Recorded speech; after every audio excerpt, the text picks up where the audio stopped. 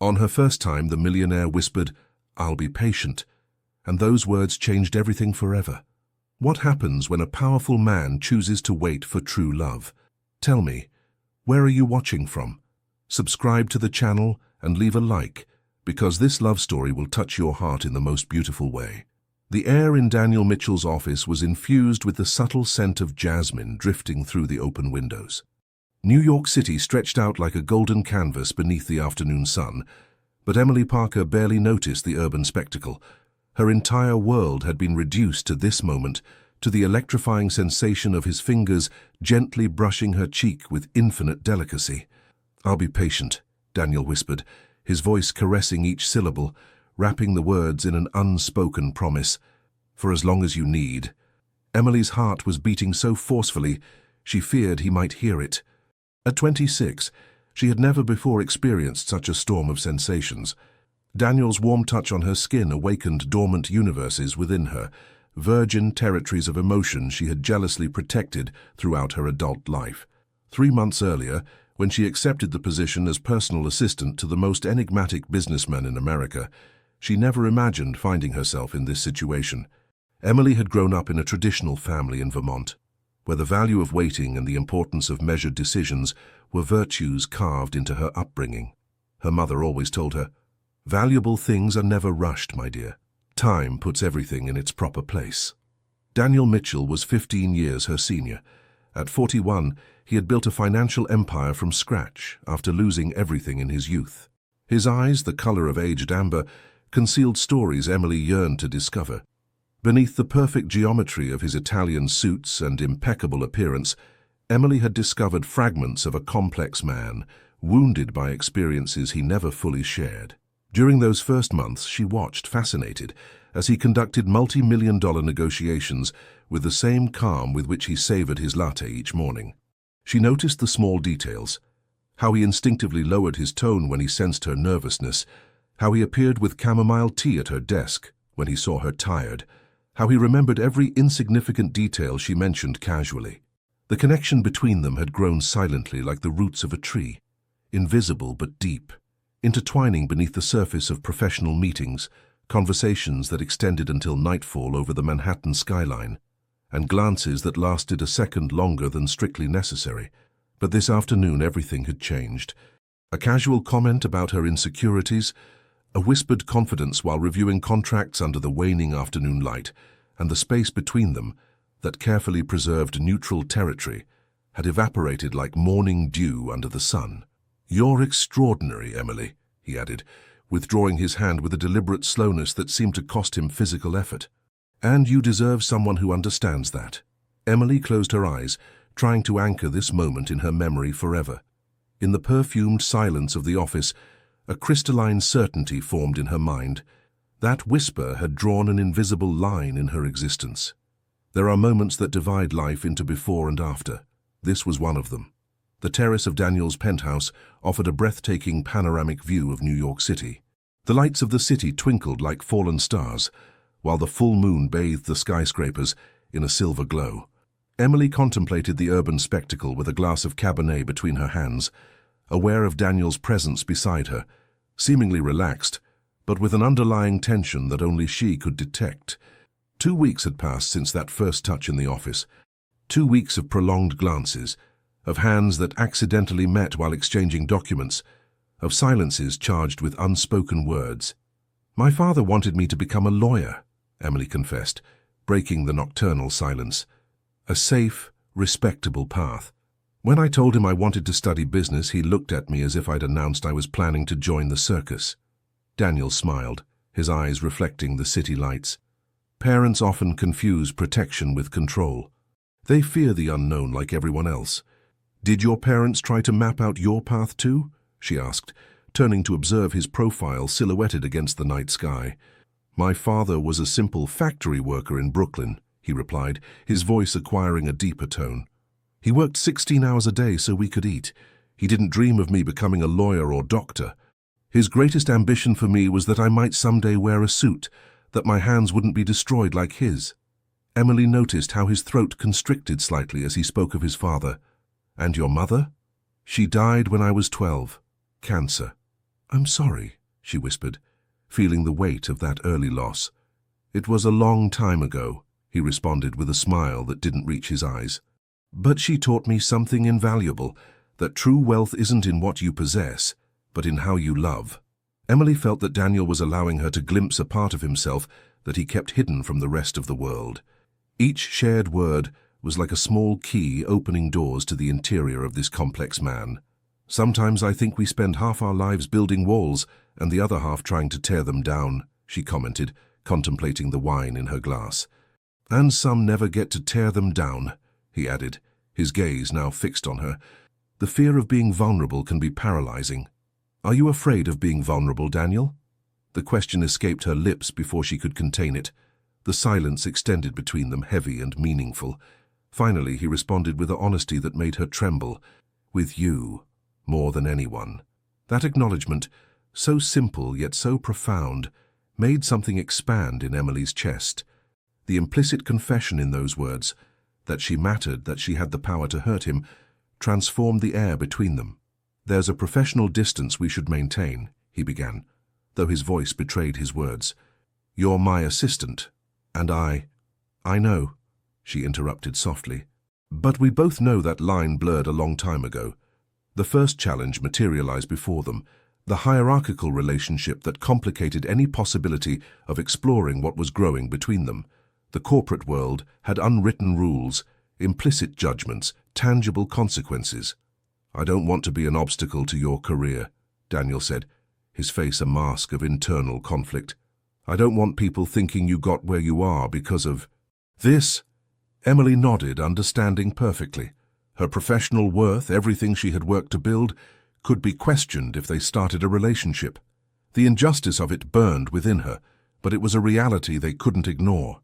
Under the Manhattan moon, both contemplated the first hurdle in a path they hadn't even officially begun to travel. The corporate archive occupied the basement of the building, a labyrinth of metal shelves under fluorescent lighting that hummed like a trapped insect. Emily ran her fingers over perfectly labeled folders, searching for documentation for an imminent audit. The air smelled of old paper and that particular aroma that closed spaces acquire where natural light rarely enters. That's when she found it, tucked between company incorporation documents, a photograph discolored by time. In it, a younger Daniel smiled beside a beautiful dark-haired woman. They were in what appeared to be Central Park, their hands intertwined, radiant with happiness. The corner of the photograph had an inscription in faded blue ink, Daniel and Catherine, forever. Emily felt as if she had received a physical blow. Never, not once during their increasingly personal conversations, had Daniel mentioned a Catherine. The woman in the photograph wore what unmistakably appeared to be an engagement ring.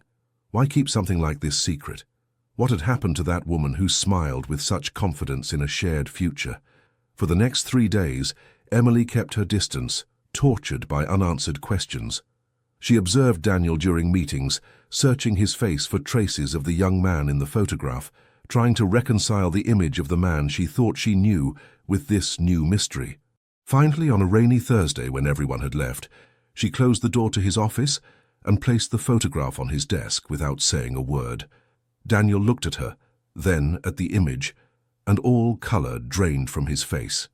His fingers, which always seemed so assured signing million-dollar contracts, trembled slightly as he took the photograph. "Where did you find this?" he asked, his voice harsh. "In the archive, among incorporation documents," Emily replied, remaining standing. "You never mentioned you were married." The vulnerability that crossed Daniel's face disarmed her. It wasn't anger she saw, but raw pain, like a wound that had never properly healed. "Catherine left me 7 years ago," he said finally, his voice barely audible over the patter of rain on the windows. "She went to London because I pushed her away with my obsession with work. I lost the only person I loved because I didn't know how to balance ambition and affection." The confession floated in the air-conditioned office, raw and honest. Emily felt something fundamental change between them. She was no longer just the assistant attracted to her boss, nor he the businessman intrigued by his employee. Now she knew his most intimate failure, his most personal pain. "Why did you never mention it?" she asked softly, sitting across from him. "Because it's my greatest shame," Daniel admitted, running his fingers along the worn edges of the photograph. Not the divorce itself, but what it reveals about me. About how I was then. How were you? Emily leaned forward, trying to understand. Obsessive, emotionally absent, convinced that building an empire was more important than building a relationship. His gaze found hers. Exactly the kind of man you should stay away from. Silence settled between them, dense but strangely comfortable.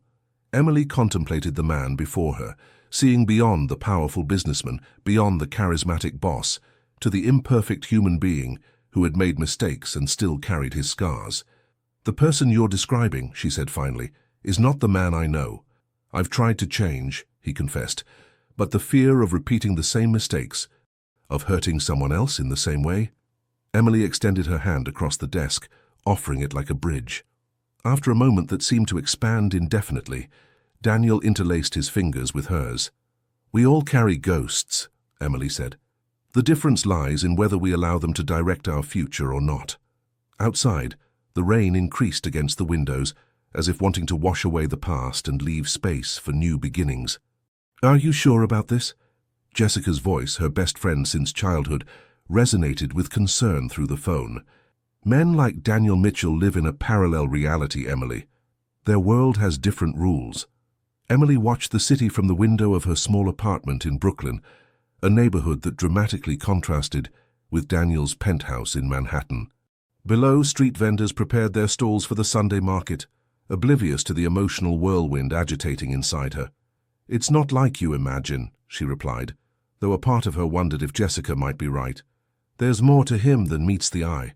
There's always more to everyone, Jessica replied with the pragmatism that had characterized her since they were children. The question is whether that more is something you can live with. The conversation with Jessica had planted seeds of doubt. Although Emily and Daniel had begun to share dinners after work, increasingly personal conversations, and moments of growing intimacy, there was an invisible barrier that neither seemed able to completely cross. That night, seated in a small restaurant in Greenwich Village, Emily observed Daniel interact with the waiter. It was fascinating how he subtly changed his behavior, depending on who he was speaking to. Formal but warm with employees, authoritative but fair with executives, vulnerable and open only with her. Different versions of himself, perfectly compartmentalized. Sometimes I wonder if I really know you, she said when they were alone again, the candlelight dancing on the contours of his face. Daniel looked at her intensely. What makes you doubt?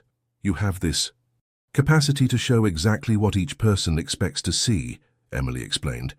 It's as if you live behind a glass wall. I can see you, but there's always something separating me from you. The recognition that crossed Daniel's gaze confirmed to her that she had touched on a deep truth. He rotated the wineglass between his fingers, contemplating the scarlet liquid as if it contained answers. When you grow up with nothing, you learn to be a chameleon, he said finally. How you adapt your color to survive in each environment. After a while, it becomes automatic. And with me, Emily dared to ask, are you also a chameleon with me? The vulnerability that crossed Daniel's face cut her breath. With you, I'm learning to show myself without borrowed colors, and it's terrifying. That confession, so simple yet so profound, melted something inside Emily. She understood then that they were both equally frightened, equally vulnerable before what was growing between them. There's something you should know, he continued, his voice acquiring a tone of gravity. The board of directors has expressed concerns about our relationship. Emily felt the floor moving beneath her feet. What kind of concerns? The kind we expected. Conflict of interest, appearances, the possibility that it might affect the business if things don't work out between us. The corporate world materialized as a tangible presence between them, reminding them that their personal decisions had professional ramifications. And what did you tell them? She asked, trying to keep her voice steady. That my private life is precisely that, private. The determination in Daniel's voice was undeniable. But I also assured them that nothing would compromise the integrity of the company. Emily nodded slowly, understanding the complexity of her position. I could look for another job, she offered, though the idea of abandoning the career she had begun to build physically pained her. No, he responded firmly. I won't let you sacrifice what you've worked so hard to achieve. We'll find a way. The obstinance in his voice lit something warm in Emily's chest. As the candles slowly consumed themselves and the ancient city continued its nightlife around them, both contemplated the walls they still needed to tear down, the external ones, imposed by a world that would judge their relationship, and the internal ones built by years of self-protection and fear. The most difficult walls to tear down, Emily thought, are the ones we've built ourselves. The company lobby gleamed under the morning light filtering through the large windows. Emily was reviewing the day's schedule when the elevator doors opened and a man of about 35 emerged with determined steps. Although she had never seen him, something about his features, about the way he moved, was unsettlingly familiar. "I need to see Daniel Mitchell," he announced to the receptionist in a voice that admitted no refusals. "Do you have an appointment?" Emily asked, interposing herself with learned professionalism. The man looked at her intensely, evaluating her. "I don't need an appointment. I'm Michael Mitchell, his brother." The surname fell like a stone in Emily's stomach. In 6 months of increasingly close relationship, Daniel had never mentioned having a brother. Another secret, another piece of the puzzle that was Daniel Mitchell deliberately hidden. "Mr. Mitchell," she began formally, "Mr. Daniel is in an important meeting. If you could—" "He's been in an important meeting for 7 years," Michael interrupted, an acidic bitterness distilling from each word.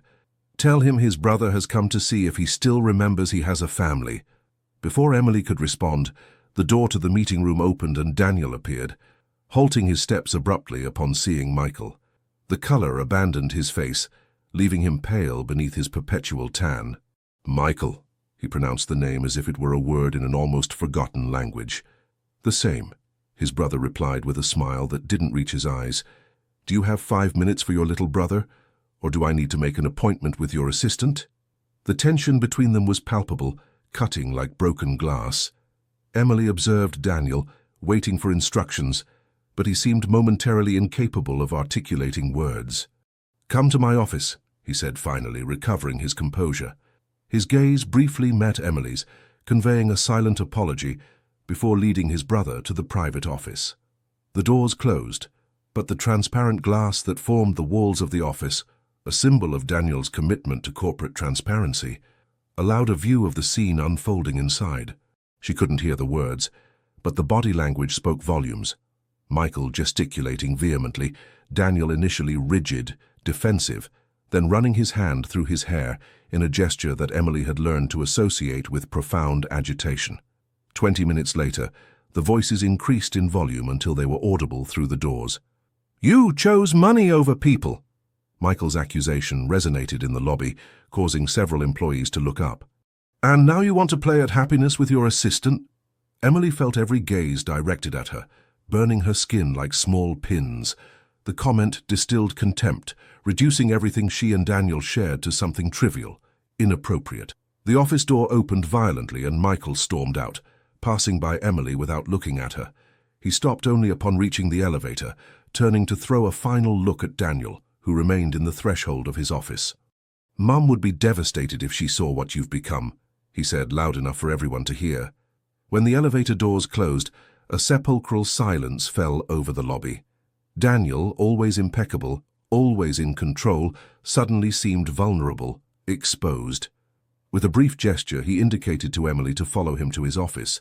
Once inside, with the doors closed, Daniel collapsed into his leather chair, suddenly aged by the invisible weight of what had occurred. "I'm sorry," he said, his voice hoarse. "You shouldn't have witnessed that." Emily remained standing, unsure of her role at that moment. She was his assistant, yes, but also much more, though that more remained undefined between them. "I didn't know you had a brother," she said finally, trying to maintain a neutral tone. Daniel looked at her with a mixture of guilt and infinite weariness. "There are many things you don't know about me, Emily. Things you perhaps should know before—" The phrase hung suspended between them, loaded with implications. "My father died 8 years ago," he continued after a moment. "Michael never forgave me for not being present during his final months. I was closing the merger that saved the company from bankruptcy." Emily approached slowly, sitting across from him. "And your mother? She passed away when we were children, as I told you. Michael was only 7. In many ways, I was more a father than a brother to him." He ran his hand over his face as if trying to erase the fatigue. I failed Catherine as a husband. I failed my father in his last moments. I failed Michael as a brother. It seems that disappointing those who matter to me is my only consistent talent. The bitterness in his voice startled Emily. It was the first time she had seen Daniel truly broken, without the layers of control and security that characterized him. "Is that why you keep everyone at a distance?" she asked softly. "For fear of disappointing them, too?" The question floated between them, loaded with personal meanings. Emily understood that she was really asking, "Is that why, despite everything we share, you continue to keep a part of yourself inaccessible to me?" Daniel raised his gaze, his eyes meeting hers with an intensity that cut her breath. "The problem isn't the fear of disappointing them, Emily," he responded in a quiet voice. "It's that I know with absolute certainty that I will." The rain rhythmically struck the office windows, transforming New York into a diffuse landscape of blurred lights and diluted shadows. Emily meticulously reviewed documents, although her mind wandered far from the numbers and legal clauses. 2 weeks had passed since Michael's visit, 2 weeks during which a subtle but undeniable distance had settled between her and Daniel. Shared dinners had become less frequent, conversations more superficial. He had immersed himself in a new international expansion project, working until impossible hours, returning to old patterns that Emily recognized from the stories he had told her about his failed marriage. History repeats itself, she thought bitterly. Except that this time we haven't even really begun. A soft knock on the door interrupted her reflections. Olivia, the executive secretary, appeared with a worried expression. "Emily, Mr. Mitchell requests your presence in the conference room." With a knot of apprehension forming in her stomach, Emily picked up her tablet and headed there, wondering what new barrier Daniel had built between them. The spacious room was empty except for him, standing by the window contemplating the rainy city. Without his usual suit, dressed simply in a white shirt and dark pants, he seemed almost vulnerable. "You called for me?" she asked, maintaining a professional tone that hid the tumult of her emotions.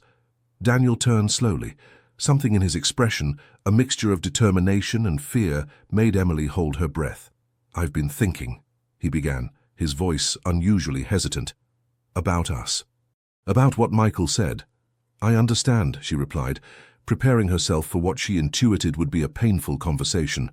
"If you think our personal relationship is complicating things—" "I'm in love with you," Daniel interrupted, the words coming out as if they had been contained too long. "And that terrifies me." The world seemed to stop around Emily.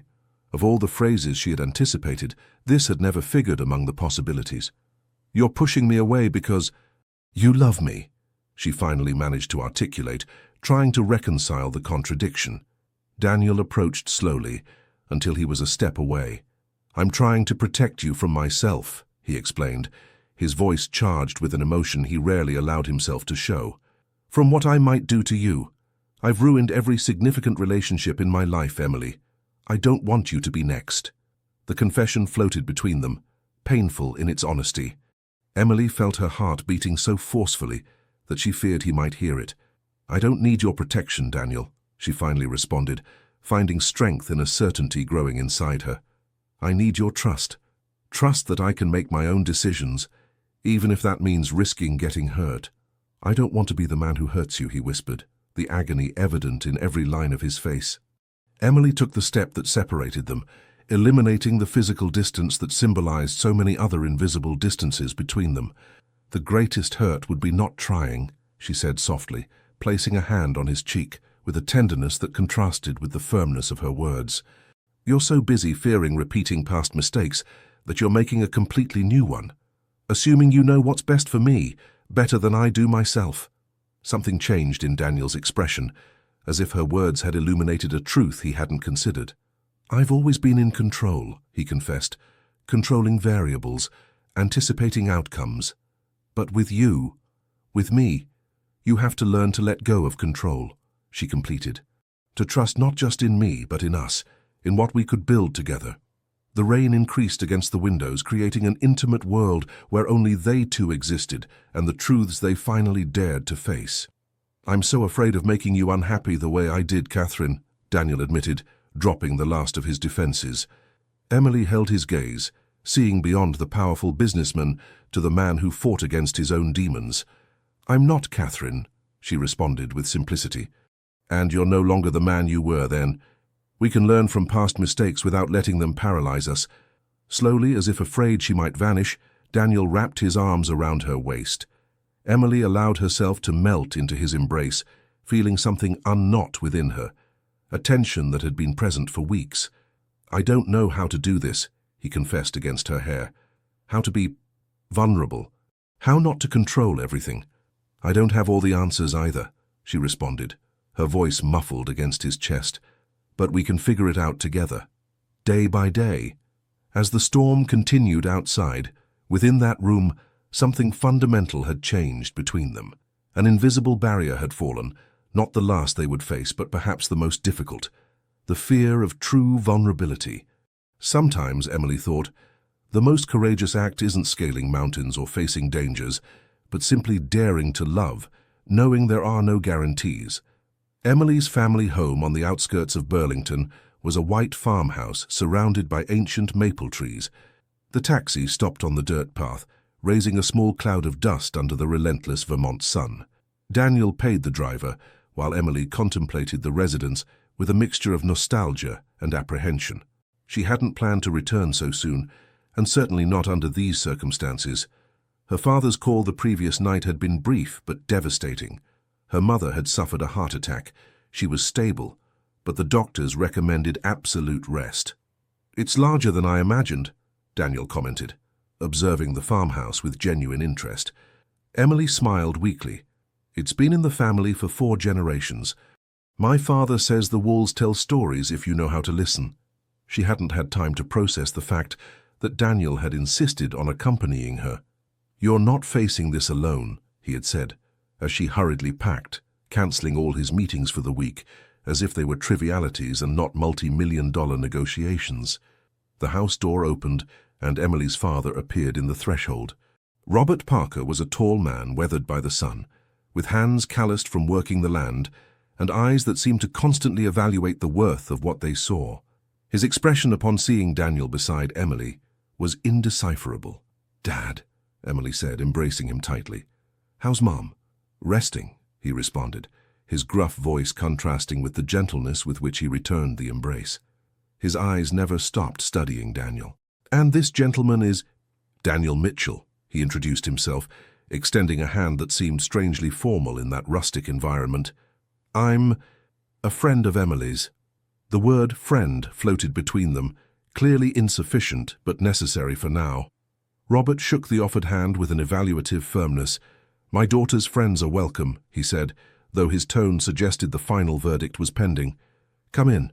It's too hot to stay outside." The interior of the farmhouse was cool and dark after the exterior brightness.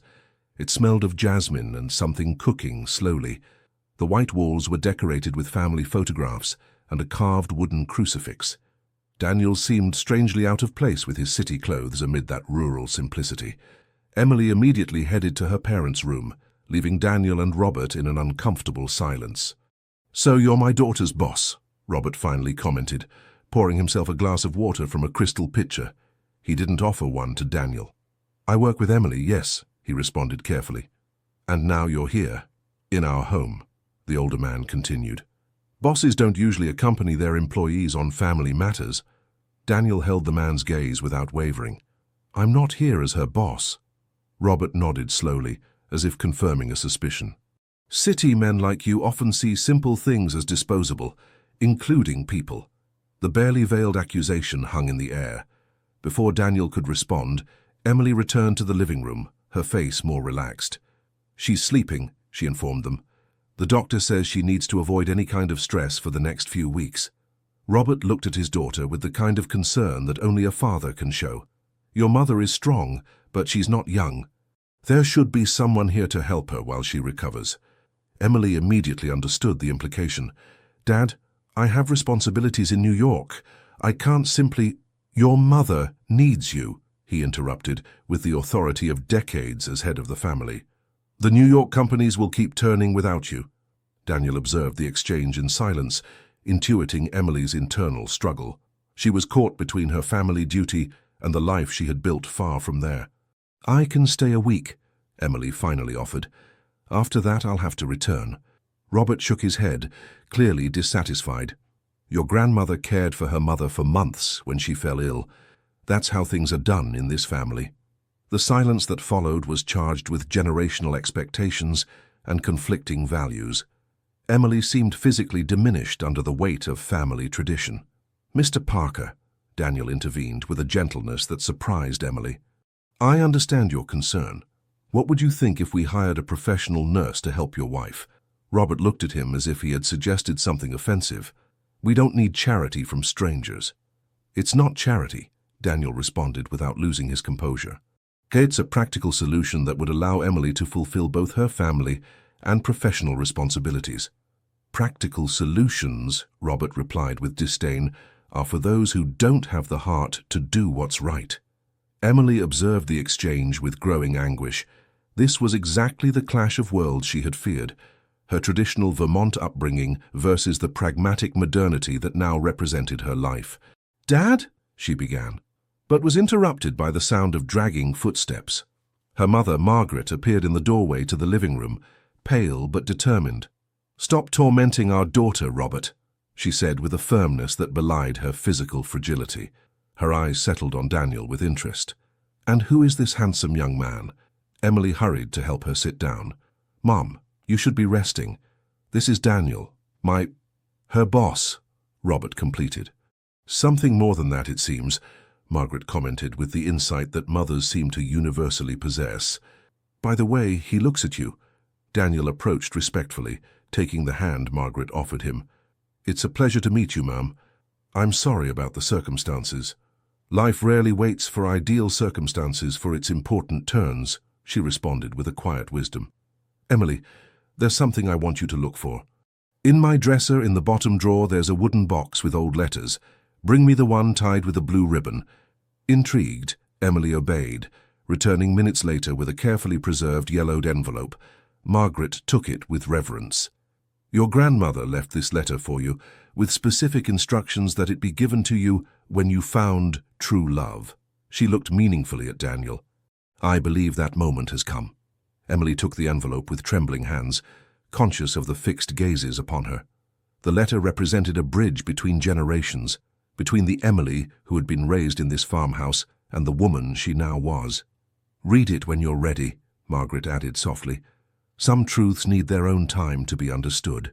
The weight of that envelope in her hand seemed disproportionate to its physical size. Inside it, Emily suspected, she would find not only her grandmother's words, but perhaps also answers to the questions that tormented her about how to reconcile two seemingly irreconcilable worlds.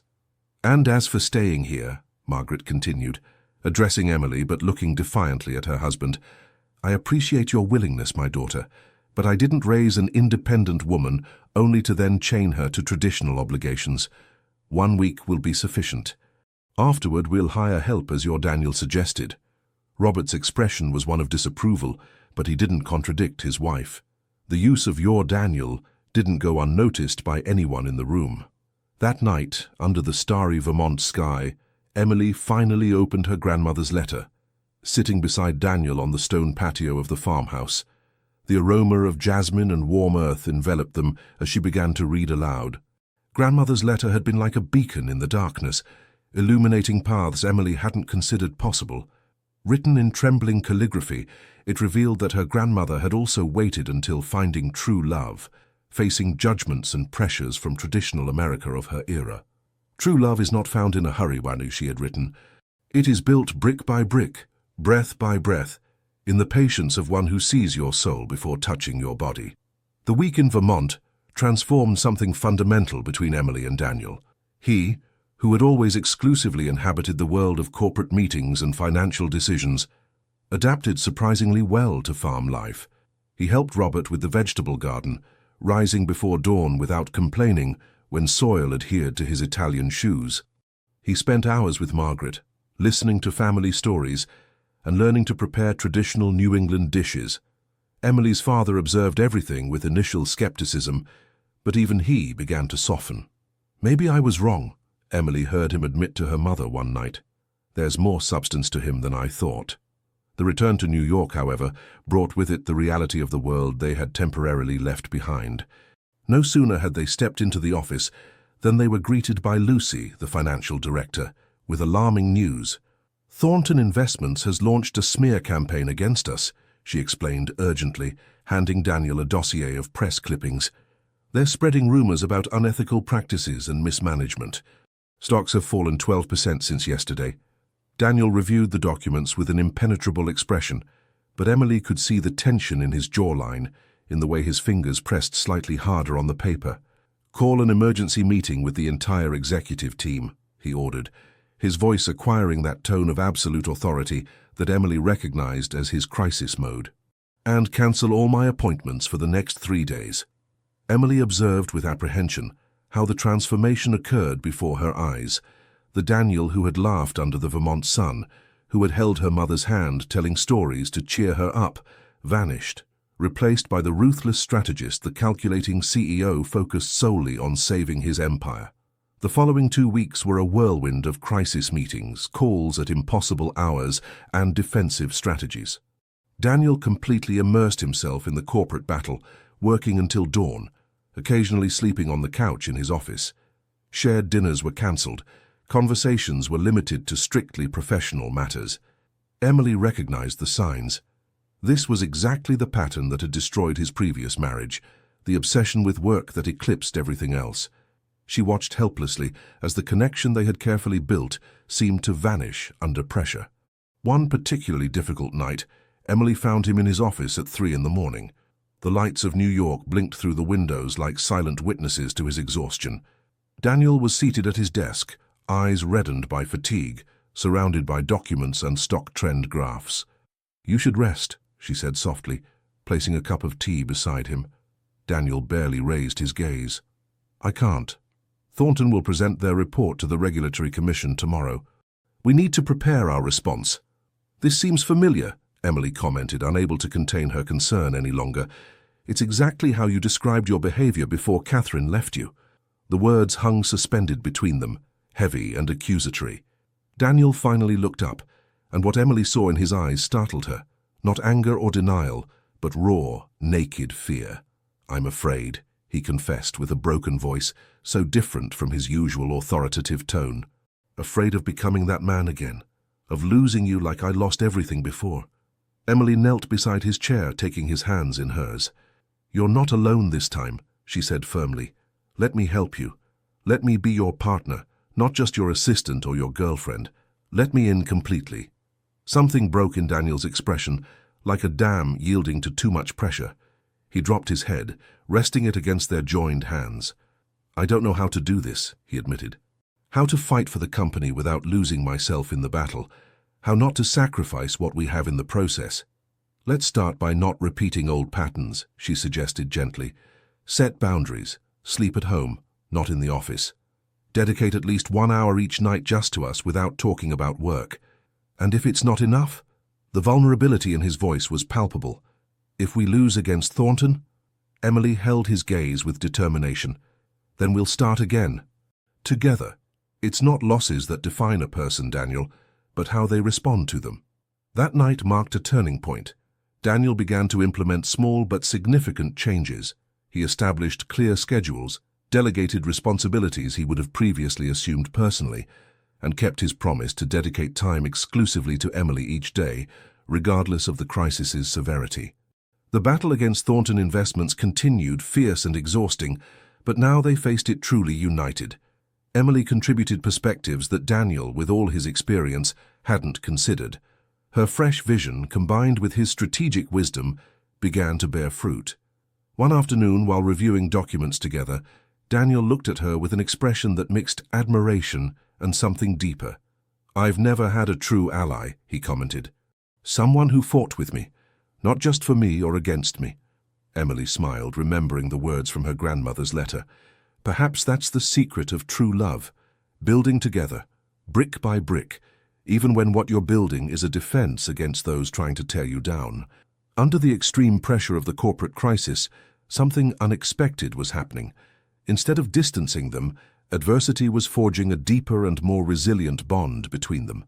Like steel tempered in fire, Their relationship emerged stronger from each test. There are crises that break you, Emily thought as they continued working side by side. And there are crises that reveal who you really are. The difference lies in not facing them alone. The elegant restaurant in downtown Manhattan vibrated with muted conversations and the occasional tinkling of fine glassware. Emily observed Daniel, seated across from her, his face illuminated by the soft candlelight. It was their first, truly peaceful dinner in weeks. The battle against Thornton Investments had finally ended, not with a resounding victory, but with a negotiated agreement that had saved the company's reputation and minimized financial damage. Both were exhausted but satisfied, aware that together they had achieved what seemed impossible weeks ago. "To us," Daniel toasted, raising his glass of red wine. "For weathering the storm?" Emily smiled, gently clinking her glass with his. "For learning to dance in the rain," she responded, recalling a phrase her grandmother used to say. Something in the atmosphere had changed between them. The crisis had burned away the last barriers of uncertainty, leaving a crystalline clarity about what they meant to each other. "I have something for you," said Daniel, taking a small envelope from the inner pocket of his jacket. "It's not exactly a gift, more of a decision." Intrigued, Emily opened the envelope. Inside was an official document with the company letterhead. Reading it, her breath momentarily stopped. "You're offering me a minority partnership?" she asked, incredulity coloring her voice. "You've earned it on your own merit," he responded firmly. "Your business intuition, your strategic vision during the crisis were invaluable. This has nothing to do with what's between us personally." Emily studied his face, looking for signs that this was a romantic gesture disguised as a business decision. She found none. "Aren't you afraid people will talk? That they'll say you promoted me for personal reasons?" Daniel smiled slightly. "People always talk, Emily. What matters is knowing who you really are and why you make your decisions." Emily looked at the document again, contradictory emotions wrestling within her. On one hand, she felt immense pride in the professional recognition. On the other, a persistent doubt about whether she could completely separate the personal from the professional, as Daniel seemed able to do. "I need to think about it," she said finally. "It's an important decision." Daniel nodded, respecting her caution. "Take all the time you need. The offer has no expiration date." They finished dinner talking about future plans, both professional and personal. The conversation flowed with a new ease, as if the shared crisis had honed their ability to understand each other. Upon leaving the restaurant, New York greeted them with a clear, starry night. They walked slowly, enjoying the simple pleasure of being together without the pressure of urgent decisions. That's when they saw her. Standing beside the fountain in Bryant Park, an elegant woman of about 40 was watching them intently. Her dark hair was gathered in an elaborate bun, and her posture conveyed an innate confidence. Even from a distance, Emily could see how Daniel completely tensed, like an animal detecting danger. "Catherine," he murmured, so low that Emily barely heard him. Daniel's ex-wife. The woman from the yellowed photograph who had left America and Daniel 7 years ago. The woman approached with determined steps, her gaze alternating between Daniel and Emily with curiosity, but without hostility. "Hello, Daniel," she greeted in a soft voice, a slight British accent coloring her words. "It's been a long time." 7 years, he responded automatically, his voice unusually tense. "What are you doing in New York?" "Work, a conference on sustainable architecture." Her eyes settled on Emily. "We haven't been introduced." "Emily Parker," she introduced herself, extending her hand out of pure social reflex. "Daniel's partner." Catherine shook her hand with an enigmatic smile. "Catherine Thornton, Daniel's ex-wife." The surname fell like a bomb between them. Thornton. As in Thornton Investments, the company that had just tried to destroy them. "Thornton," Daniel repeated, connecting the dots with incredulity.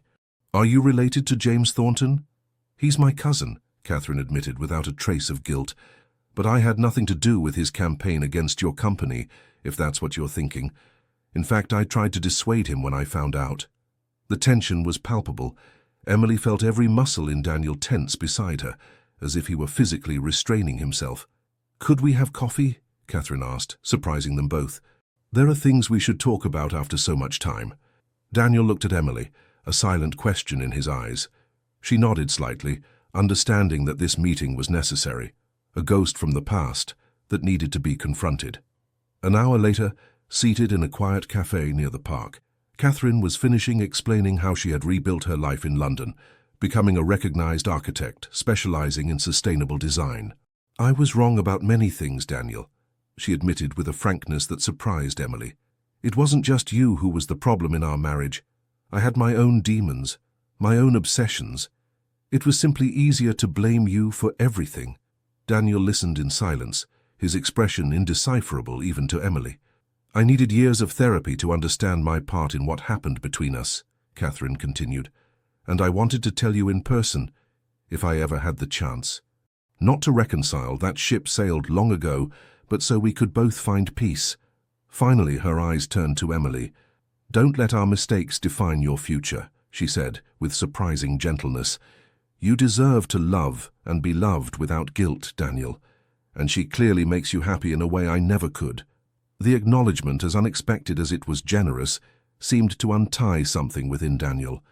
Emily observed how tension gradually abandoned his body, as if an invisible weight he had carried for 7 years was finally released. "Thank you," he said finally, his voice hoarse with contained emotion, "for coming, for saying this." When Catherine left, promising to stay in occasional contact, Daniel and Emily remained seated in silence, processing what had happened. "Are you okay?" she finally asked, taking his hand across the table. Daniel interlaced his fingers with hers, looking at her with an expression that mixed amazement and gratitude. "It's strange," he confessed. "For years, I've carried the guilt of our failure like a perpetual sentence, as proof that I didn't deserve a second chance at love." "And now?" Emily barely dared to ask. "Now I understand that two people can hurt each other without either being a monster," he responded, a new clarity in his gaze. "And that perhaps I do deserve this second chance life has given me with you." As they walked back under New York's starry sky, Emily understood that they had crossed another important threshold. The ghost from the past that had haunted Daniel for so long was finally beginning to fade, allowing him to be fully present in the now with her. "Some wounds need to be exposed to the air to heal completely," she thought, squeezing his hand. "And some reconciliations are not to go back, but to move forward." The governor's mansion gleamed under strategically placed lights, its years of history making it the perfect setting for the annual business gala. Inside, America's economic and social elite mingled in a ballet of power and connections, champagne glasses in hand and carefully calculated smiles. Emily observed herself one last time in the ladies' room mirror. The emerald silk dress, an elegant design that Daniel had insisted on giving her for the occasion, beautifully contrasted with her olive skin and highlighted the amber of her eyes. She had never felt so beautiful and, simultaneously, so out of place. This would be their first public appearance as an official couple and, additionally, as business partners. After weeks of reflection, she had accepted Daniel's offer, convinced that her professional worth deserved that recognition, regardless of their personal relationship. The restroom door opened, and 2 elegantly dressed women entered, continuing a conversation begun outside. They didn't notice Emily, partially hidden in a corner. "Have you seen Mitchell with his new acquisition?" commented the first, applying red lipstick in front of the mirror. "The secretary he promoted to partner." "Very convenient." "Always the same," responded the other, adjusting her elaborate hairdo. "He hires the pretty ones, seduces them, and when he gets bored, he'll find some corporate excuse to push her aside." "Poor naive thing," continued the first, storing the lipstick in her designer purse. "Does she really believe a man like Daniel Mitchell is serious about someone so basic? It's just the thrill of conquering the innocent girl. In 6 months he'll be with someone else."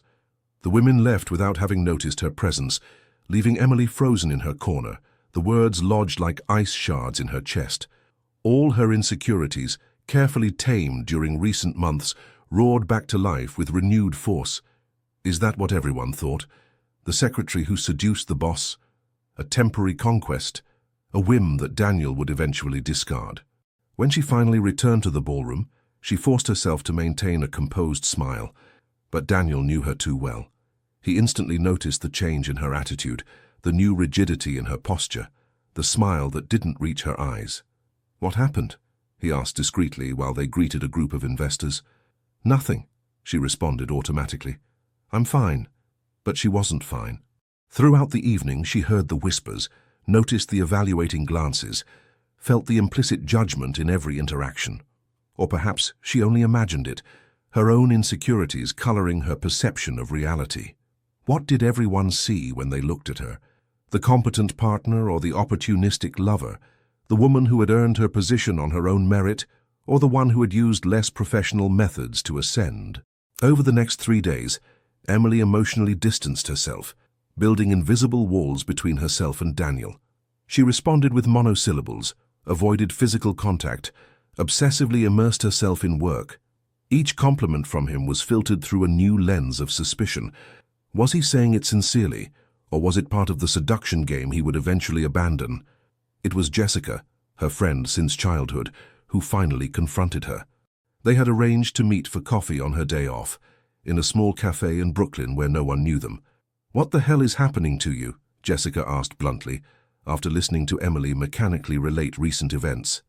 "Weeks ago, you were talking about this man as if he were the reincarnation of all your dreams, and now you barely mention his name." Emily played with her cup, avoiding her friend's penetrating gaze. Finally, she related the incident in the restroom at the governor's mansion and the doubts it had sown. Jessica listened without interrupting, her expression passing from surprise to indignation and, finally, to a kind of exasperated compassion. "Let me get this straight," she said when Emily finished. "You're letting two vipers who don't know your name or your story define how you feel about your relationship, after everything you've been through together." Put that way, it sounded ridiculous, but Emily couldn't shake the seed of doubt planted in her mind. What if they're right, Jessica? What if everyone sees something I refuse to see? A man like him could have any woman. Why settle for someone like me? Jessica slapped the table with her palm, startling several nearby customers. "Listen to yourself. Someone like me. Who the hell do you think you are, Emily? You're brilliant, beautiful, have a heart too big for your chest and an intelligence that's left me in the dust since we were kids. If that man chose you, it's not because he's settling, but because he was lucky enough to find you." Emily tried to interrupt, but Jessica continued, relentless. "Since when do you care what others think? The Emily I know told half the town to take a hike when they insinuated that studying business wasn't appropriate for a young lady. The Emily I know moved alone to New York against your father's wishes. And now you're going to throw away a relationship that makes you happy because two jealous women don't think it's proper?" Jessica's words were like a bucket of cold water, waking her from a self-imposed trance. Deep down, she knew her friend was right. She had allowed her old insecurities, never completely overcome, to resurface with renewed force at the first serious test. "I've been an idiot, haven't I?" she finally admitted, a sad smile curving her lips. "Not an idiot," Jessica corrected with more gentleness. "Just human. We all doubt sometimes. The question is whether we let those doubts paralyze us or face them and move forward." That night, Emily showed up at Daniel's apartment without warning. When he opened the door, his expression of surprise quickly transformed into relief upon seeing her. "I missed you," he said simply, stepping aside to let her enter. Emily entered, noticing the small changes in the apartment since her distancing: unwashed dishes in the sink, documents scattered on the coffee table, subtle signs that he too had been struggling. "I'm sorry," she began, the words tumbling out. "I let myself be carried away by malicious comments and by my own insecurities. I allowed strangers to define my worth, to question what we have. It was stupid and cowardly, and I'll understand if you're angry." Daniel listened without interrupting, his face a mask of contained emotions. When she finished, he slowly approached until he was standing before her, so close she could feel the heat emanating from his body. "Do you know what scared me most these days?" he asked, his voice a hoarse whisper. "Not that you were distancing yourself, but thinking that perhaps you had decided it wasn't worth fighting for this, for us." "You're always worth it," she responded with fervor. "It was I who forgot that I am too." Daniel took her face between his hands, with a gentleness that contrasted with the intensity of his gaze. "Never again doubt your worth, Emily. Never. Not for me, not for anyone. You are extraordinary exactly as you are, and anyone who doesn't see that is either blind or chooses not to see." As the reconciliatory embrace transformed into something deeper, more intense. Emily understood a fundamental truth. The most difficult battle wasn't against external judgments, but against the monsters that inhabited her own mind. Those that whispered she wasn't enough, that she didn't deserve the happiness she'd found. That night beside Daniel, she took another step toward victory in that internal war. Not the last battle, certainly, but perhaps the most significant so far. Sometimes, she thought as she fell asleep in his arms, the greatest proof of love isn't what you're willing to give, but what you're willing to overcome to remain beside someone. Candlelight danced on the walls of Daniel's apartment, creating an intimate ambiance that contrasted with the spectacular view of illuminated New York that stretched beyond the windows. The scent of cinnamon floated in the air, mixing with the deep notes of red wine resting in crystal glasses on the carefully prepared table. 10 months had passed since that first whisper in the office. 10 months of growth, of barriers torn down, of patient construction of something that both felt increasingly solid and true. Emily contemplated Daniel as he finished serving the dinner he had personally prepared, a wild mushroom risotto whose recipe he had specially learned for the occasion. Seeing him like this, far from the image of the powerful businessman he showed the world, in a domestic and vulnerable facet, produced in her a tenderness she could barely contain. "This is new," she commented with a smile, pointing to the elaborate dinner. "I didn't know your culinary talents extended beyond lattes." Daniel smiled, a flash of nervousness crossing his gaze fleetingly. "There are many things you still don't know about me," he responded, sitting across from her. "I hope we have a lifetime to discover them." The intensity in his words made Emily's heart accelerate slightly. There was something different tonight, an undercurrent of expectation she couldn't completely identify. The conversation flowed naturally as they dined, jumping from professional topics to shared memories, to future plans that increasingly intertwined. Emily had finally accepted the partnership in the company, and her new position had allowed her to develop her own projects that were having considerable success. "I never imagined I would have the courage to propose the expansion into renewable energy," she confessed, taking a sip of wine. "And now it's our fastest-growing sector." "You always had the courage," Daniel responded.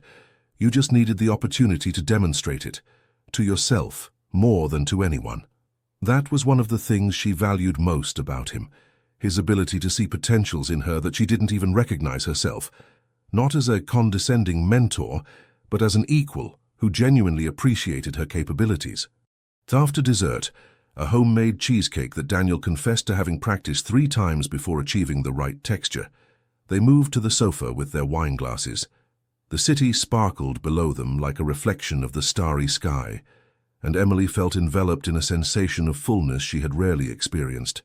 "There's something I want to tell you," Daniel began, his voice adopting a more serious tone that contrasted with the previous lightness of the evening. Emily tensed instinctively. Despite all advances, a part of her still unconsciously expected that happiness would be temporary, that at any moment would come the blow that would destroy everything. "All my life I've been chasing something," he continued, looking at her with an intensity that made her tremble. "Success, recognition, wealth. I thought that if I accumulated enough of it, someday I would feel complete, that it would fill that void I always felt inside." He paused, taking a sip of wine as if seeking courage in the ruby liquid. "But the void was still there, no matter how much I achieved, until I met you." Emily felt the air leave her lungs at the raw honesty in his words, in his gaze. "With you I've learned that true wealth isn't in what you possess, but in who you are when you're with someone who sees you completely." He set his glass on the table, taking Emily's hands in his. "You've taught me to be brave in a way I never imagined. Not the bravery of risking millions in business, but the bravery of being vulnerable, of showing myself as I am." Emily felt her heart beating so forcefully that she feared he might hear it. There was a weight to this moment, a sensation of being on the edge of something transcendental. "I'm ready," she said suddenly, the words escaping her lips before she could stop them. Daniel looked at her, confused. "Ready for what?" Emily took a breath, gathering all her courage. During these 10 months they had shared ardent kisses, increasingly intimate caresses, but had always stopped before crossing the final frontier.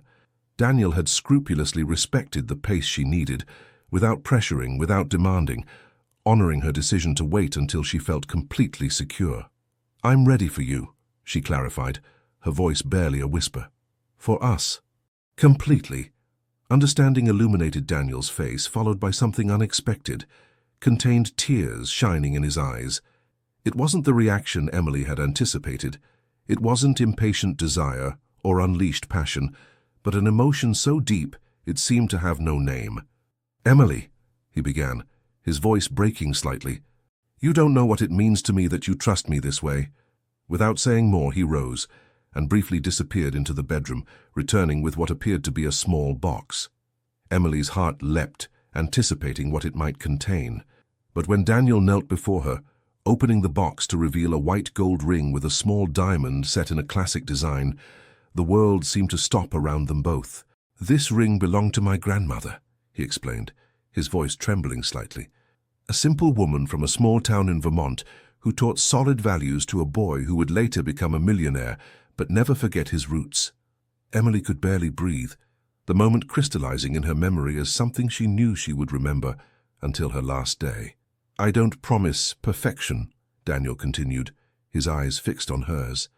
"I promise constant effort, infinite patience and love that grows each day. I promise to be your companion in achievements and failures, your safe harbor in storms." A silent tear rolled down Emily's cheek as he continued, his voice gaining firmness with each word. "I promise to honor every part of you, your strength, your vulnerability, your dreams. You've taught me that true wealth isn't in bank accounts, but in connections that survive all storms. Will you marry me?" "Yes," she responded immediately, tears now flowing freely. "Yes, Daniel. 1,000 times yes." As he slid the ring onto her finger, fitting perfectly as if it had been designed for her, Emily understood they were closing a circle, from that first whisper of "I'll be patient" to this yes that opened the door to a shared future. That night, when they finally gave themselves completely to each other, it wasn't just a physical act of passion, but the natural culmination of an emotional journey they had undertaken together. Each caress was a promise, each kiss a silent oath. In the intimacy of the bedroom illuminated only by the city light filtering through the curtains, Emily discovered that true love transforms even the most physical acts into something sacred. Daniel's patience revealed itself not as passive waiting, but as active love. Love that prioritizes the comfort of the other above one's own need. As the night advanced, intertwined in an embrace that seemed to contain all their past and their future, both understood that they had found something extraordinarily rare, a love that not only withstood tests, but was strengthened by them. The true miracle, Emily thought as she fell asleep in her fiancé's arms, isn't finding someone perfect, but finding someone whose flaws fit perfectly with yours, creating something stronger and more beautiful than any perfection could offer. The family home gleamed under the Vermont sun, freshly painted for the occasion. Garlands of wildflowers and intertwined lights decorated the stone patio, transforming it into a fairy tale setting. The scent of jasmine and apple blossoms permeated the air, mixing with the smell of warm earth and wild herbs that Emily inevitably associated with her childhood. 2 days remained until the wedding, and the farmhouse buzzed with activity. Relatives Emily hadn't seen in years arrived in dust-covered cars along the dirt path, exclaiming over how much she had grown, how much she had changed, how much she resembled her mother at her age. She observed everything from the window of her old room, where the wedding dress, the same one her mother had worn decades ago, carefully adjusted and modernized, hung like a luminous ghost. The duality of her existence had never been so evident. The Emily of New York, respected executive and companion of a powerful businessman, and the Emily of Vermont, the girl who climbed apple trees and dreamed of worlds beyond the wheat fields. A soft knock on the door interrupted her thoughts. Her mother entered, her step slower since her heart attack, but her smile as warm as ever. "Your fiancé is helping your father with the tables," Margaret commented, sitting beside Emily on the bed. "I never thought I'd see a man in an Italian suit setting up tents under the August sun." Emily smiled, imagining Daniel in shirt sleeves working shoulder to shoulder with her father. He insisted on participating in everything. He says he wants to feel part of the family, not just a guest. Margaret took her daughter's hand, studying the ring of Daniel's grandmother that now adorned her finger. "Are you happy, my daughter? Not with the idea of marriage, but truly happy with him, with who he is." The question, so direct and fundamental, made Emily consider her response carefully. "It's as if all my life I had been searching for something without knowing what it was, until I found it in him," she finally responded. "Not because he's perfect, but because his imperfections fit with mine in a way that seems predestined." Her mother nodded, satisfied. "That's true love, Emily. Not constant fireworks, but that sensation of coming home when you're with someone, even in places you've never been before." A clamor of male voices rising in the yard caught their attention. From the window, they saw Michael, Daniel's brother, descending from a taxi. The tension was visible in the posture of both brothers as they greeted each other with an awkward embrace. The relationship between them remained fragile. After that confrontation in the company, they had begun to slowly rebuild bridges. Michael had been the first to step forward, appearing surprisingly in Daniel's office a month after the marriage proposal. "I've come to apologize," he had said simply, "for judging you without knowing her, for holding grudges too long." Since then, they had maintained sporadic contact. The wedding invitation had been sent with cautious hope, without certainty that it would be accepted. "I should go down," Emily said, rising. "I don't want Daniel to face this alone." When she reached the yard, she found the brothers seated in the shade of an apple tree, sharing glasses of local cider. The conversation seemed tense, but civilized. Upon seeing her, Daniel extended his hand, inviting her to join them. "Michael was telling us about his new project in Boston," he explained, his voice deliberately light. "A cultural center for children from disadvantaged neighborhoods," Michael elaborated, studying her with more warmth than at their first meeting. "Something I think our mother would have liked." Emily noticed the use of "our," a small but significant change that didn't go unnoticed by Daniel, judging by the gleam in his eyes. As the afternoon progressed, the arrival of guests continued. Aunt Charlotte, after whom she had been named, brought homemade dessert and unsolicited opinions on how a wedding should properly be organized.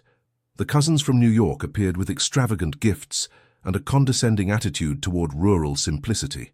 Childhood friends returned with their own families, surprised that the rebel who had departed for the big city was returning to get married.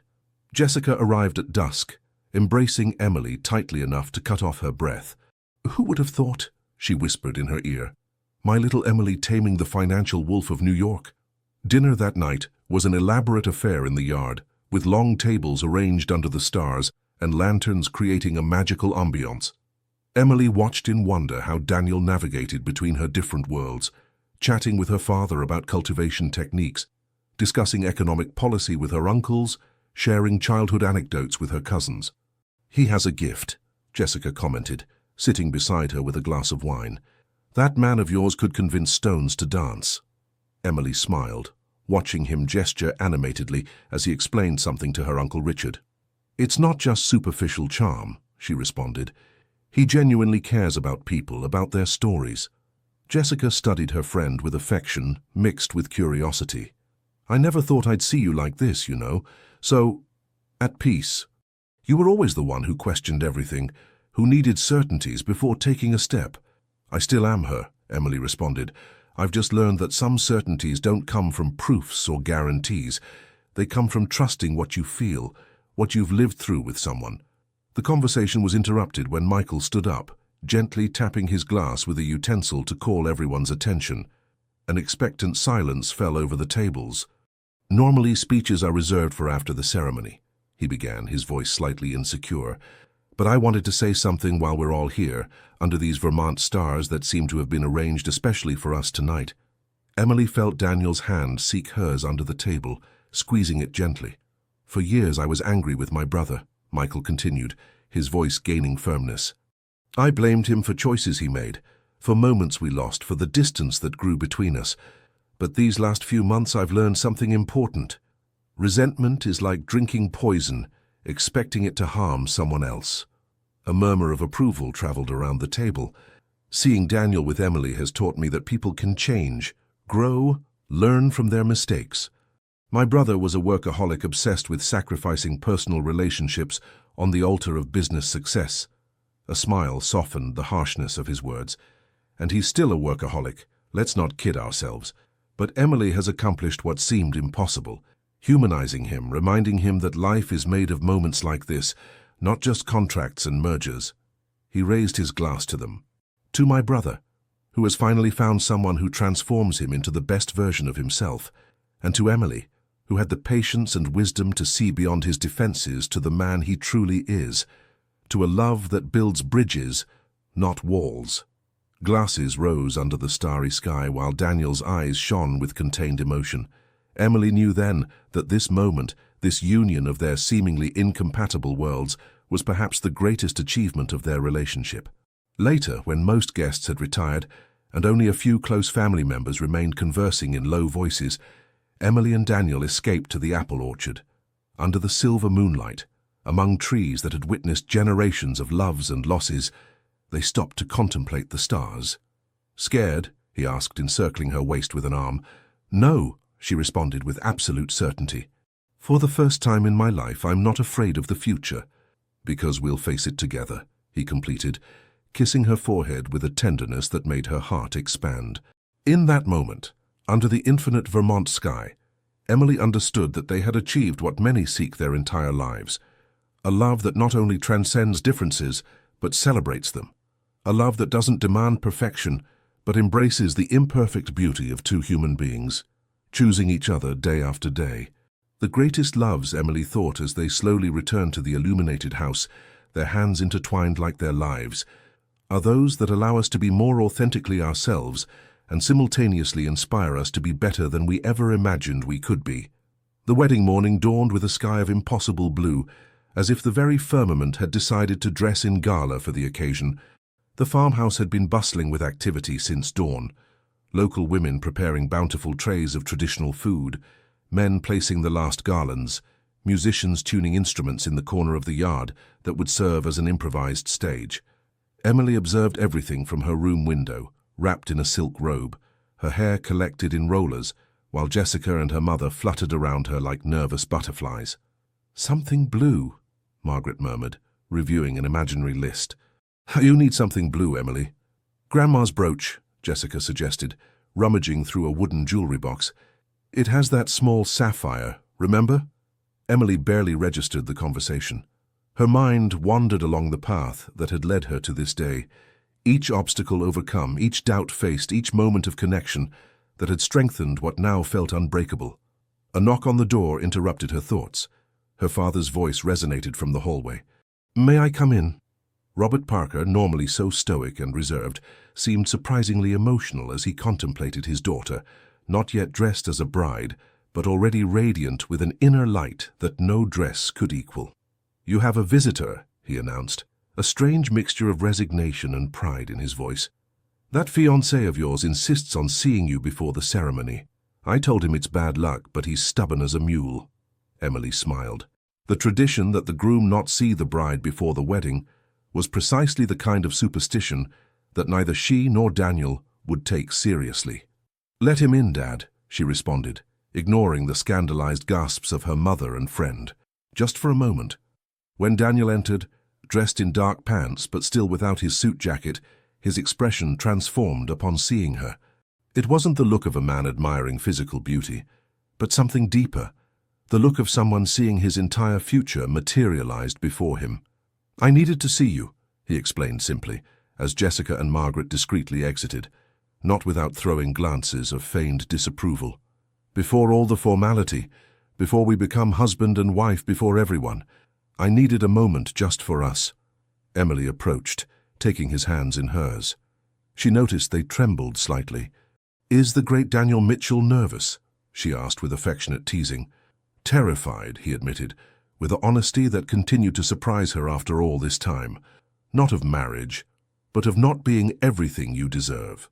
Emily placed a hand on his cheek, feeling the incipient roughness of his beard. "You are exactly what I need, with all your imperfections, and mine intertwined. I wouldn't change anything about you, not even the parts that sometimes drive me crazy." Daniel laughed softly, tension visibly leaving his shoulders. From his pocket, he took a small velvet box. "I wanted to give this to you in private," he explained. "It's something additional, not to replace the rings." Inside the box was a delicate white gold bracelet with small blue stones set in it. "Sapphires," he explained. "So you have something blue?" And because blue was the color of the blouse you wore the first day I saw you, though you probably don't remember. But Emily did remember. That sky blue blouse she had carefully chosen for her job interview, concerned with making the right impression on the intimidating businessman everyone talked about. "I remember," she whispered, moved by the detail. "I remember every important moment with you." Daniel placed the bracelet on her wrist, his fingers lingering a second longer than necessary. "We should have eloped, as you suggested," he joked. "All this pomp." "It's important," she responded softly. "Not just for our families, but for us. To publicly celebrate what we've built, surrounded by those who have seen us grow, separately and together." A knock on the door announced Jessica's return. "Sorry, lovebirds, but we have a bride to prepare and a groom to keep in suspense." Daniel stole a final kiss before being ceremoniously expelled from the room. "Until a few hours from now, future Mrs. Mitchell." "Parker Mitchell," she corrected with a smile. "I won't forget where I come from, though I now know clearly where I'm going." The following hours passed in a blur of activity. The wedding dress finally on, a classic lace design that had belonged to her mother, subtly updated but maintaining its vintage essence. Her hair arranged with intertwined white flowers, light makeup that enhanced her natural beauty without hiding it. When she was finally ready, her father entered to accompany her. The stoic man with hands calloused from working the land suddenly seemed vulnerable as he contemplated his only daughter dressed as a bride. "You look beautiful," he said simply, the words charged with contained emotion. "Your mother and I always wanted to see you happy, though sometimes we had different ideas about what that meant." Emily felt tears threatening to ruin Jessica's meticulous work with the makeup. "I know, Dad." Robert offered his arm, more formal than she had ever seen him. "That man of yours isn't what I expected for you," he admitted as they began to descend the stairs. "He's better. He sees what you're truly worth, and that's all a father can ask." The farmhouse yard had been completely transformed. Rows of white chairs with silk bows formed a central aisle that led to a floral arch under which Daniel waited, impeccable in his dark suit, his face a mixture of nervous anticipation and pure joy. As Emily advanced on her father's arm, the violinist began to play a traditional New England melody, reinterpreted with a contemporary touch. The faces surrounding her, family, friends, neighbors from the area, colleagues from New York, blurred into a gallery of smiles and emotional tears. She saw only Daniel clearly, waiting for her at the end of the path, as he had been waiting for her all his life without knowing it. The ceremony was a perfect mixture of tradition and personalization. They had written their own vows, sincere words that resonated with their shared history. When the moment came to exchange rings, Michael stepped forward as best man, delivering the rings to his brother with an embrace that spoke of reconciliation and new beginnings. "With this ring," Daniel said, his voice firm but charged with emotion, "I give you not only a promise of fidelity, but the certainty that each day I will try to be better for you, through you, with you. Not the man I was, not even the man I am, but the man I know I can be when you see me through your eyes." Tears ran freely down Emily's cheeks as she responded with her own vows, words she had rehearsed, but that now came directly from the heart, transformed by the moment's intensity. "With this ring," she said, sliding it onto Daniel's finger, "I offer you my past, my present, and my future. I offer my strengths to support you, my weaknesses for you to protect, and the promise that each obstacle we will face together. Because together we are stronger, more complete, more authentic than we could ever be apart." The "You may kiss the bride" was received with applause and cheers that resonated among the century-old apple trees. But for Emily and Daniel, in that kiss existed an entire world, private yet universally recognizable, the world of two people who had found their home in each other. The celebration that followed lasted until dawn. There was dancing in the stone yard, embarrassing anecdotes were shared, countless toasts were made to the newlyweds. Traditional New England food was continuously served, accompanied by local cider that flowed generously. But the most emotional moment came unexpectedly, when Michael again took the floor, this time visibly affected by emotion and perhaps by wine. "I want to make an announcement," he said, his voice projecting over conversations that immediately silenced. "Daniel and I have decided to create a foundation in memory of our parents, The Mitchell Foundation will finance university education for young people from rural areas who, like Emily, have big dreams and the courage to pursue them. The announcement was received with an ovation that seemed to rise to the stars. Emily looked at Daniel with surprise and gratitude mixed. He hadn't mentioned anything about this project. "I wanted it to be a wedding surprise," he explained, leaning to whisper in her ear. "Something that would combine my world and yours, that would honor where you come from and what we've built together." In that moment, surrounded by both families now united, with the man she loved by her side and the future stretching brightly before them, Emily felt an absolute certainty. They had found something extraordinarily rare in a world of superficial connections and disposable loves. They had found a love that not only withstood tests, but was strengthened by them. A love that honored the past, while confidently looking toward the future. A love built with patience, vulnerability, and courage to face one's own shadows. When dawn began to tinge the sky gold and pink, Emily and Daniel slipped away from the celebration that still continued. They walked hand in hand to a small hill from where they could see the illuminated farmhouse, and beyond, the fields that stretched as far as the eye could see. "Do you know what I thought the first time I saw you?" Daniel asked, embracing her from behind, as they contemplated the spectacle of the new day being born. "That I was incredibly efficient?" she joked. "That you had the most honest eyes I had ever seen," he responded, "and that it terrified me what they might see in me." Emily turned in his arms to look at him. "And now? Does it still frighten you what I see?" Daniel smiled, the rising sun illuminating half his face. "Now it gives me strength, because what you see is the best of me even when I can't see it myself." They kissed under the changing sky, marking not the end of a journey, but the beginning of something new, a marriage founded not on idealized romantic expectations, but on the deep knowledge and complete acceptance of each other. "I love you," Emily whispered against his lips.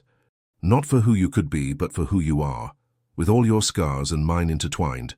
"And I you," he responded, "for teaching me that patience isn't simply waiting, but actively loving while time does its work." As they slowly returned to the celebration, hand in hand and heart with heart, both knew that this was just the first dawn of many they would contemplate together, and each would be a new chapter in a story that was just beginning to be written. A year had passed since that wedding under the Vermont sun. The Manhattan penthouse gleamed under the golden afternoon light, filtering through the large windows. Emily contemplated the city from the terrace, a cup of tea between her hands, observing how the metropolis prepared for night, lights progressively turning on, silhouettes of buildings cut against a sky tinting orange and violet. The sound of the front door opening drew her from her reverie. Daniel appeared in the terrace threshold, loosening his tie with a gesture she had come to find endearingly familiar. Despite the evident fatigue in his face after a day of intense negotiations, his eyes lit up upon seeing her.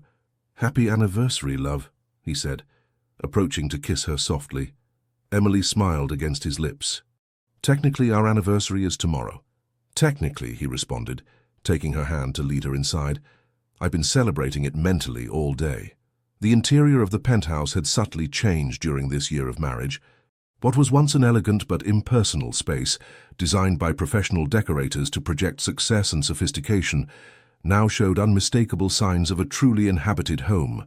Framed photographs of their wedding and shared trips, books stacked on small tables, a blanket knit by Emily's mother spread on the sofa, plants that brought life to formerly austere corners.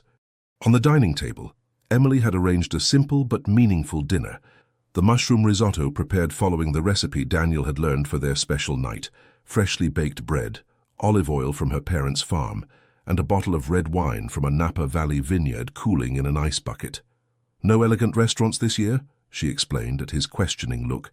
"I wanted something intimate, just us." They sat down to dinner, sharing anecdotes of the day and plans for the near future. The Mitchell Foundation had begun to award its first scholarships, financing university studies for promising young people from rural areas. Emily personally directed this project, finding unexpected satisfaction in giving back to communities similar to the one that had seen her grow up. Daniel, meanwhile, had begun gradually to delegate more responsibilities in the company, building a solid executive team that allowed him to maintain a healthier balance between work and personal life. The obsessive workaholic of years past had learned, not without effort, that life offered riches that no bank account could contain. "I have something for you," Daniel said after dinner, taking an envelope from the inner pocket of his jacket. Emily opened it curiously. Inside were 2 airline tickets to Kyoto and reservations at a traditional ryokan.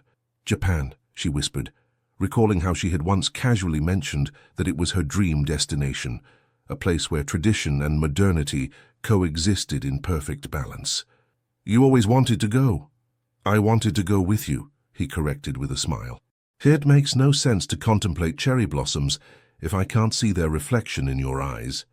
Emily rose to fetch her own gift, a carefully wrapped package she had hidden in the study. "And this is for you." Daniel unwrapped it meticulously, revealing a leather-bound album.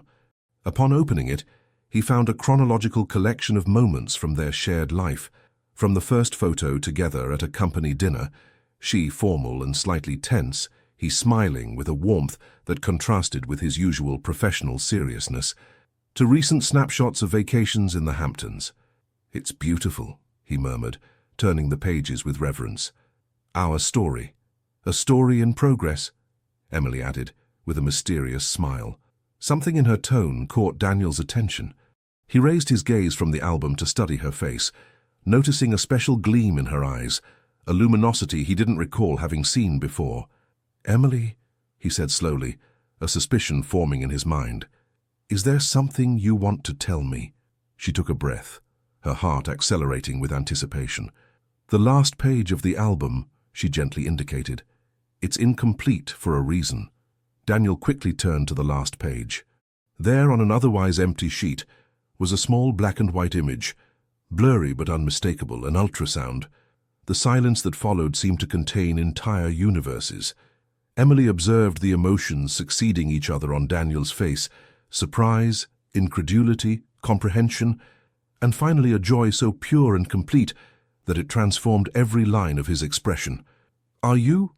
He couldn't complete the question, his voice breaking with emotion. Emily nodded, tears of happiness forming in her eyes. 3 months, I wanted to be sure before telling you. We'll be parents in the spring." Daniel rose so abruptly he nearly knocked over his chair, encircling the table to take her in his arms. He lifted her gently, turning with her in an improvised dance of pure joy. "A baby," he whispered against her hair. "Our baby." When he finally set her down, he knelt before her, placing a reverent hand on her still flat belly. "Hello, little one," he said with a broken voice. "I'm your dad, and we already love you more than you could imagine." Emily placed her hand over his, their wedding rings gleaming under the warm lamplight. In that moment of perfect connection, she thought of the long road traveled since that first whisper in the office. "I'll be patient. For as long as you need." Daniel's patience, his willingness to wait while they built something true and lasting, had been the foundation upon which they had built their relationship. And now, that same patience, that love that prioritized growth over immediate gratification, would bear its most precious fruits. "Do you remember what you told me exactly 1 year ago during our vows?" Emily asked. Daniel nodded, rising to look into her eyes. "That each day I would try to be better for you, through you, with you.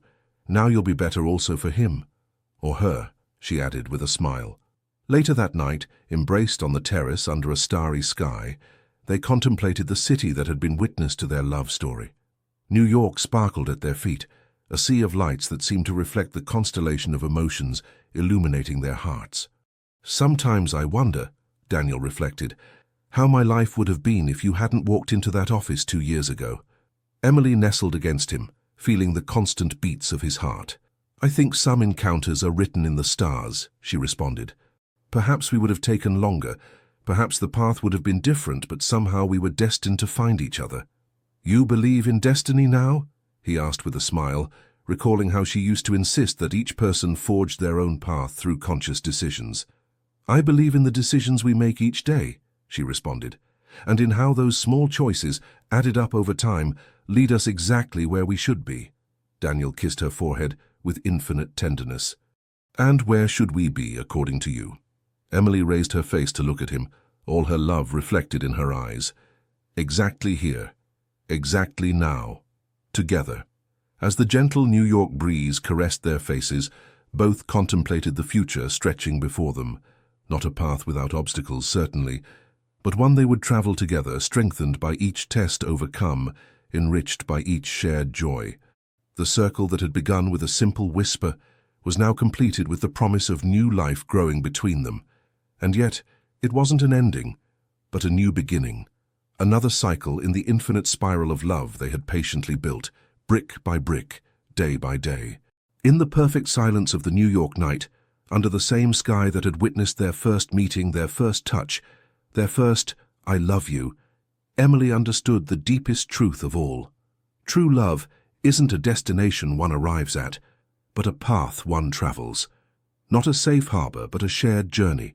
Not a moment of dazzling revelation, but a patient construction of everyday moments that, added together, create something extraordinary. And as the stars shone above them, silent witnesses to their past and future history, Emily whispered the words that summarized all they had learned together. Patience isn't simply waiting, but actively loving while time does its work. Daniel smiled, completing the thought. And our work is just beginning.